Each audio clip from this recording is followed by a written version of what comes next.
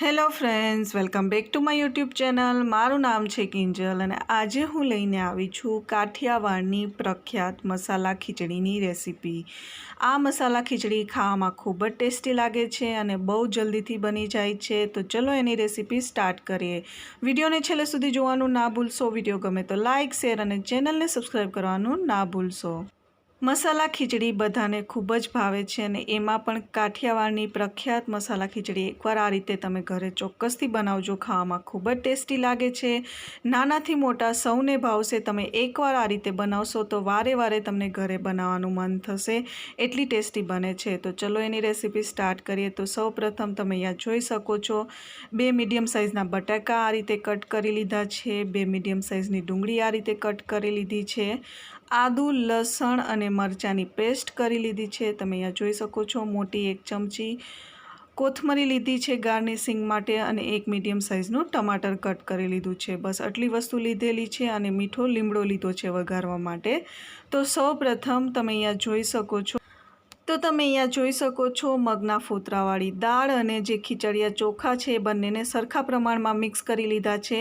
તો તમે અહીંયા જોઈ શકો છો એક મોટું મેં અહીંયા વાસણ લીધું છે. એ વાસણના માપ મુજબ હું અહીંયા ખીચડી બનાવું છું. તો 5 થી 6 વ્યક્તિ માટે બનાવું છું. તો સૌપ્રથમ આપણે એને વોશ કરી લેશું અને જે વાસણમાં આપણે એનું માપ લીધું છે એ જ વાસણની મદદથી આપણે પાણીનું માપ લેશું. તો જેટલી ખીચડી આપણે ભેળવેલી લીધી છે એનું 4 ગણું આપણે પાણી નાખીશું. તો આપણે એક મોટા વાસણમાં ખીચડી લીધી છે તો એનું 4 ગણું આપણે અહીંયા પાણી ઉમેરીશું. પાણી ઉમેર્યા પછી હવે આપણે એમાં ઉમેરીશું અડધી ચમચી જેટલી હળદર. હળદર ઉમેર્યા પછી હવે આપણે એમાં ઉમેરીશું સ્વાદ અનુસાર મીઠું અને બસ થોડું તેલ ઉમેરીને બટેકા ઉમેરી દેવાના છે અને ખીચડી ઉમેરી દેવાની છે. તો તમે અહીંયા જોઈ શકો છો મેં અહીંયા મીઠું ઉમેરી દીધું છે સ્વાદ અનુસાર. હવે આપણે અહીંયા બટેકા ઉમેરી દઈશું. બટેટા આપણે ખીચડી બાફતી વખતે જ ઉમેરી દઈશું. બટેટા ઉમેર્યા પછી હવે આપણે એમાં થોડું તેલ નાખીશું. તમે અહીંયા જોઈ શકો છો મેં અહીંયા થોડું તેલ ઉમેર્યું છે. તેલ ઉમેર્યા પછી હવે આપણે એમાં ખીચડી જે ધોઈને રાખી છે એ ઉમેરી દઈશું. બસ આટલી વસ્તુ ઉમેર્યા પછી હવે આપણે એકવાર સરખી રીતે મિક્સ કરી દઈશું. મિક્સ કરી લીધા પછી 4 થી 5 વિસલ વાગે ત્યાં સુધી આપણે ખીચડીને પકાવવાની રહેશે. જ્યાં સુધી ખીચડી બફાય છે ત્યાં સુધીમાં આપણે એનો વઘાર પણ તૈયાર કરી લેશું. એટલે જ્યાં સુધીમાં ખીચડી બફાઈ જશે ત્યાં વઘાર પણ તૈયાર થઈ જશે, એટલે વાર નથી લાગતી. તો એક કઢાઈની અંદર આપણે 1 મોટા ચમચા જેટલું તેલ લેશું અને તેલને આપણે ગરમ થવા દેશું. જેવું તેલ ગરમ થાય એટલે આપણે એમાં સૌપ્રથમ ઉમેરીશું અડધી ચમચી જેટલું જીરું. જીરું ઉમેર્યા પછી હવે આપણે એમાં ઉમેરીશું અડધી ચમચી જેટલી રાઈ. જીરું અને રાઈને તેલમાં સારી રીતે આપણે સાતળવા દેવાના છે. તો તમે અહીંયા જોઈ શકો છો જીરું અને રાઈ તેલમાં સારી રીતે પાકી ગયા છે. તો હવે આપણે 2 થી 3 લાલ મરચાં સૂકા ઉમેરીશું. સૂકા લાલ મરચાં ઉમેર્યા પછી હવે આપણે 1/4 ટીસ્પૂન જેટલી હિંગ ઉમેરીશું. હિંગ નાખ્યા પછી ડાયરેક્ટ આપણે ડુંગળીનો વઘાર કરી દેવાનો છે.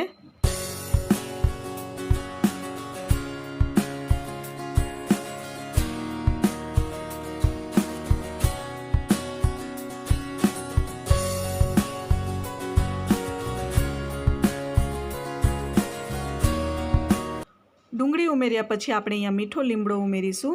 મીઠો લીમડો ઉમેર્યા પછી 1 મોટી ચમચી આદુ લસણ મરચાંની પેસ્ટ ઉમેરીશું, જેનાથી ખીચડીનો ટેસ્ટ ખૂબ જ સરસ આવે છે. આદુ લસણ મરચાંની ટેસ્ટ જ્યાં સુધીમાં ડુંગળી બ્રાઉન રંગની થશે ત્યાં સુધીમાં એનો જે કાચો ટેસ્ટ છે એ પણ નીકળી જશે અને ખૂબ સરસ રીતે પાકી જશે. બધું ઉમેર્યા પછી આપણે એને સારી રીતે મિક્સ કરી લેશું. તો હવે આપણે અહીંયા ઉમેરીશું અડધી ચમચી જેટલી હળદર.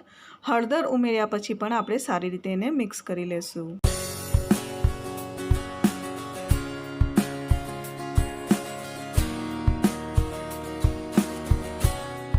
તો તમે અહીંયા જોઈ શકો છો ડુંગળીનો કલર ચેન્જ થઈ ગયો છે. તો હવે આપણે આ સમય ઉપર ઉમેરીશું ટમેટાં.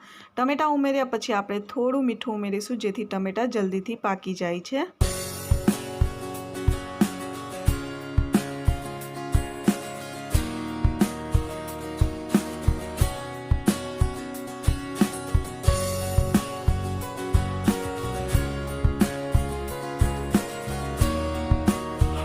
ડુંગળી ટમેટાં અહીંયા સારી રીતે તેલમાં પાકી ગયા છે। તો હવે આ સમય ઉપર આપણે ઉમેરીશું 1 ચમચી જેટલો ધાણા જીરું પાવડર। ધાણા જીરું પાવડર ઉમેર્યા પછી આપણે સારી રીતે એને મિક્સ કરી લેશું।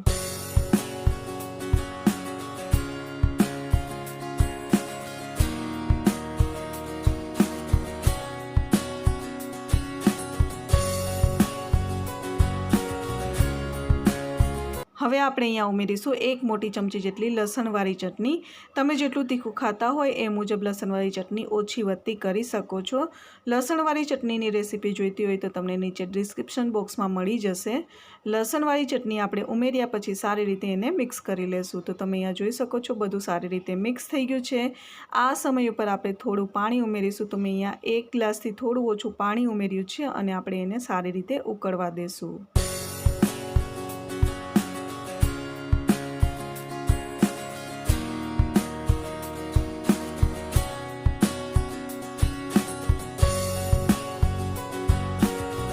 તો તમે અહીંયા જોઈ શકો છો ગ્રેવી સારી રીતે ઉકળી ગઈ છે અને એમાંથી તેલ પણ છૂટું પડી ગયું છે।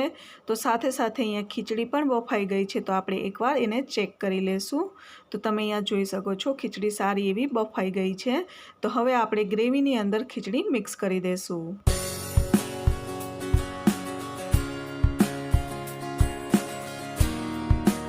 તો તમે અહીંયા જોઈ શકો છો જે આપણે મસાલો તૈયાર કર્યો છે એની અંદર આપણે ખીચડી ઉમેરી દેશું અને ખીચડીને સારી રીતે આપણે મિક્સ કરી લેશું। તો ખીચડી અહીંયા બનીને તૈયાર થઈ જશે। તો તમે અહીંયા જોઈ શકો છો બધી ખીચડી ઉમેર્યા પછી આપણે એને સારી રીતે મિક્સ કરી લેશું।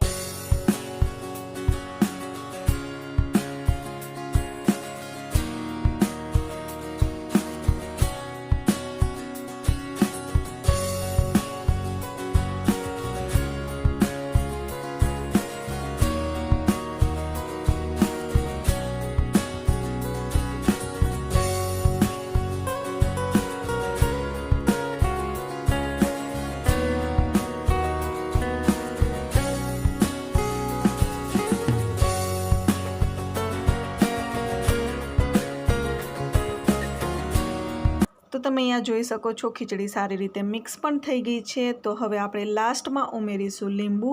તો હું અહીંયા અડધા લીંબુનો રસ ઉમેરીશ।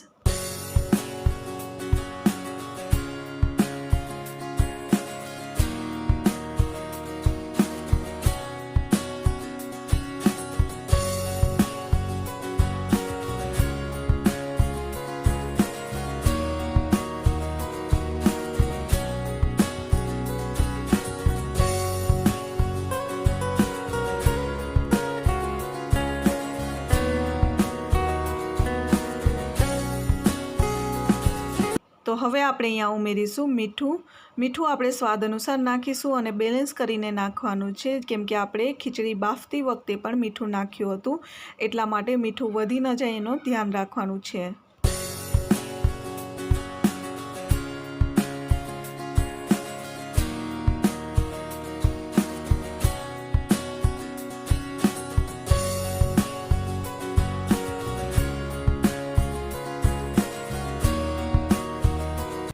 અહીં તૈયાર છે કાઠિયાવાડની પ્રખ્યાત મસાલા ખીચડી છે ને એકદમ આસાન રેસીપી જલ્દીથી પણ બની જાય છે અને ખાવામાં ખૂબ જ ટેસ્ટી લાગે છે। તો તમે અહીંયા જોઈ શકો છો મેં અહીંયા ઉપરથી ઘી નાખ્યું છે। ઘીની સાથે ખાવાની ખૂબ જ મજા આવે છે અને એમ પણ એ ખૂબ જ ટેસ્ટી લાગે છે। તો એકવાર આ રીતે રેસીપી ઘરે ચોક્કસથી ટ્રાય કરજો। વિડીયો ગમ્યો હોય તો લાઇક શેર અને ચેનલને સબસ્ક્રાઈબ કરવાનું ના ભૂલશો અને તમને મારી આ રેસીપી કેવી લાગી નીચે કમેન્ટ કરીને જરૂરથી કહેજો। કોઈ રેસીપી માટે સજેશન હોય તો પણ તમે નીચે કમેન્ટ કરીને જરૂરથી કહી શકો છો। તો મળીએ નેક્સ્ટ વિડીયોમાં નવી રેસીપી સાથે। ત્યાં સુધી બાય।